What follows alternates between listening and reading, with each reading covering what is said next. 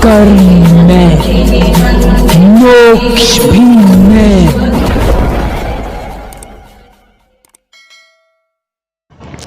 नमस्कार दोस्तों, आपका अपना YouTube परिवार शिवा शक्ति तंत्र रहस्य, जिसमें आप सभी साधक और साधिकाओं का तहे दिल से स्वागत है। दोस्तों, आज हम आपको जानकारी देंगे जिन्नात साधना के विषय में, जो कि आप मुस्लिम पद्धति से भी इसे कर सकते हैं और जो मेरे हिंदू भाई हैं वो हिंदू पद्धति से भी कर सकते हैं। क्योंकि आप लोगों ने काफ़ी इस चीज़ को देखा भी होगा और कुछ मेरे भाई चकित भी होंगे कि एक साधना को क्या दो तरीके से किया जा सकता है।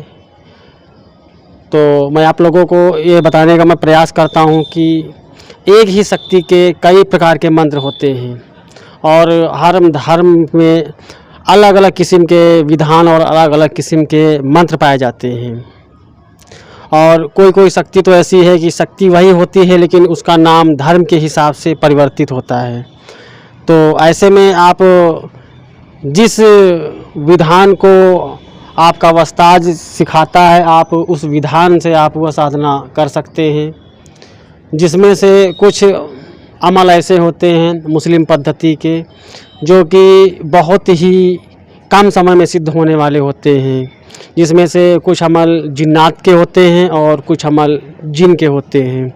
तो मैं आप लोगों को आज एक मुस्लिम पद्धति का मैं अमल बताने जा रहा हूं जो कि जिन्नात का है, जिसे कालिया जिन्नात के नाम से प्रचलन में है और लोग उसकी साधना करते हैं और जो मुस्लिम समाज से लोग हैं उसे अमल कहते हैं। तो आप लोग इस साधना को कर सकते हैं और इसमें थोड़ा आपको सुरक्षा की आवश्यकता होती है। अगर आपका वस्ताज आपके आसपास है तो आपको निसंकोच सुरक्षा की आवश्यकता नहीं होगी, लेकिन आप अपने वस्ताज से अगर दूर रहते हैं तो फिर तो आपको इस साधना में सुरक्षा कवच की आवश्यकता होगी। तो आइए मैं आप लोगों को इसका विधान बताता हूँ सबसे पहले, फिर मैं मंत्र बताऊँगा। उसके बाद इसका जो प्रयोग का जो तरीका है मैं तरीका भी बताऊँगा। वीडियो थोड़ा लंबी होगी, अगर आप वीडियो को पूरी तरीके से देखते हैं इसकी बगैर किए हुए तो आपको ये साधना का विधि विधान पूरी तरीके से समझ में आ जाएगा। अगर आप इसकी मार मार के वीडियो देखते हैं तो फिर बाद में आप यही कहेंगे कि नहीं मेरी समझ में नहीं आया। तो आप लोग विधान को नोट कर लीजिए। आपको किसी भी नौचंदी जुमेरात को यह साधना करनी है या चांद की पहली तारीख से, ठीक है। और आपको बिल्कुल पाक साफ होकर के साधना करनी है। साधना से 24 घंटे पहले तक आप किसी भी तामसिक वस्तु का यानी कि खाने पीने की चीज़ का आप प्रयोग नहीं करेंगे। आप ब्रह्मचर्य से रहेंगे 24 घंटे पहले से 24 घंटे बाद तक, जो कि हर साधना का नियम होता है। और आप जो है कुर्ता पजामा पहन करके सिर पे मुस्लिम समाज की जो टोपी होती है जलेदार टोपी लगानी है, अपने ऊपर इत्र लगाना है और आप जो है जो नमाज की मुद्रा होती है घुटने मोड़ के बैठने की, आप उस मुद्रा में बैठेंगे। दिशा आप जो है पश्चिम की रखेंगे और आप जो 101 दाने वाली तस्बीह होती है, इसे मुस्लिम समाज में तस्बीह बोलते हैं, हिंदू समाज में माला बोलते हैं, तो उस माले का आप प्रयोग करेंगे। और अगर आपके पास वो माला उपलब्ध नहीं है तो आप जो है काले हकीक की माला का भी प्रयोग कर सकते हैं, लेकिन वह माला 101 दाने की होनी चाहिए। उस सबसे पहले आप जो है अपने अगर गुरु हैं तो गुरु और उस्ताद को आप नमन करें। उसके बाद जो है आप साधना को प्रारंभ कर सकते हैं। और ये साधना एक दिवसीय साधना है। आपको एक बैठक में ही 10,000 जाप करने हैं।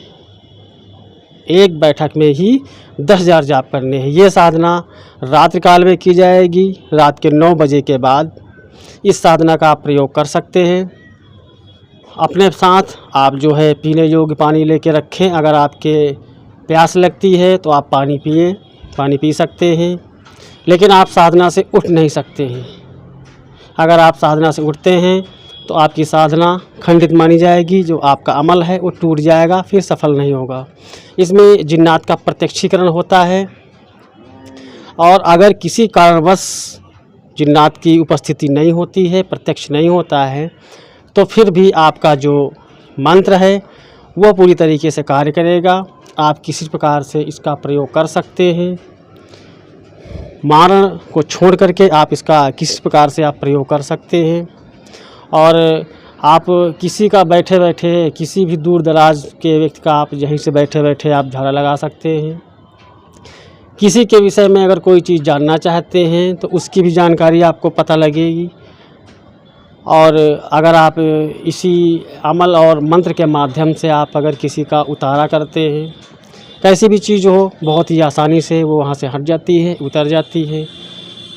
और ये कालिया जिन्नात की एक विशेषता है कि जब आपसे जुड़ जाता है तो आपके पास वो सम्मोहन शक्ति आ जाती है। कोई भी आपका शत्रु है वह मित्र बनने लगता है। अगर आप किसी व्यापार से जुड़े हैं, आपका कोई कारोबार है, उसमें दिन दूनी और रात चौगुनी जो कहावत है उस हिसाब से तरक्की होने लगती है।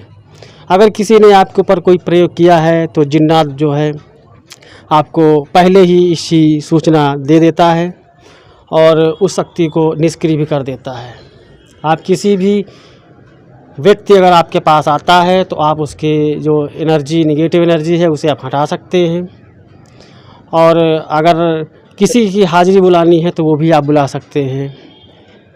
और जो भी शक्ति उसे परेशान कर रही है उस शक्ति को कहीं से भी उठवा सकते हैं, उठवा करके सिर पे हाजिरी भी करवा सकते हैं।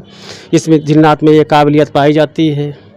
तो आप लोग इस अमल को कीजिए और करने के बाद आप जो है अपना भी लाभ कीजिए और जो आपसे जुड़े हुए व्यक्ति हैं आप उनका भी लाभ कर सकते हैं, भला कर सकते हैं। तो आप जब बैठेंगे तो बैठने से पहले आप गुलाब पुष्प अपने सामने रखेंगे। जिन्नात बाबा के भोग के लिए आप मीठा रखेंगे और मीठा भी बहुत ही अच्छी क्वालिटी का होना चाहिए।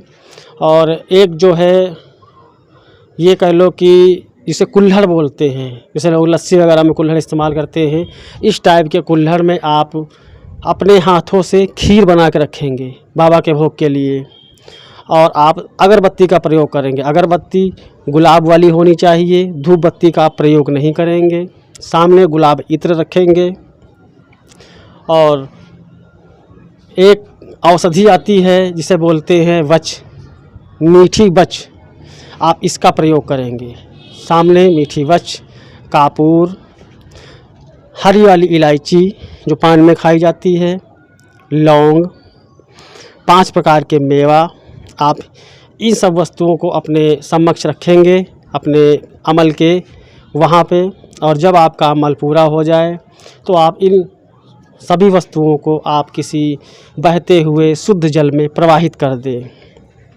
और इस अमल को करने से पहले आप जल देवता की हाज़िरी ज़रूर दें, जो कि हमने अपने पूर्व के वीडियो में बता रखा है कि जल देवता की हाज़िरी कैसे देते हैं।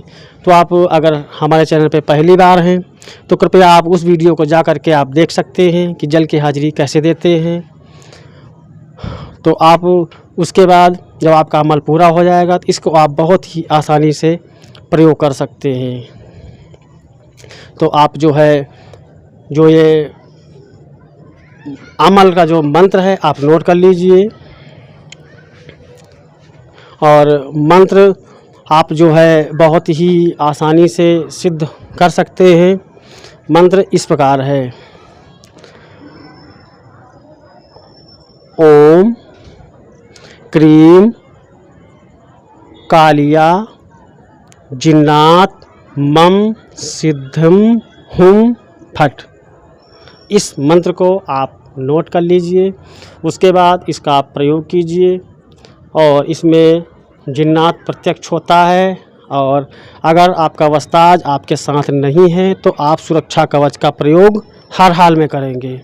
और ये साधना एकांत में करनी है, अपने परिवार से थोड़ा हट के।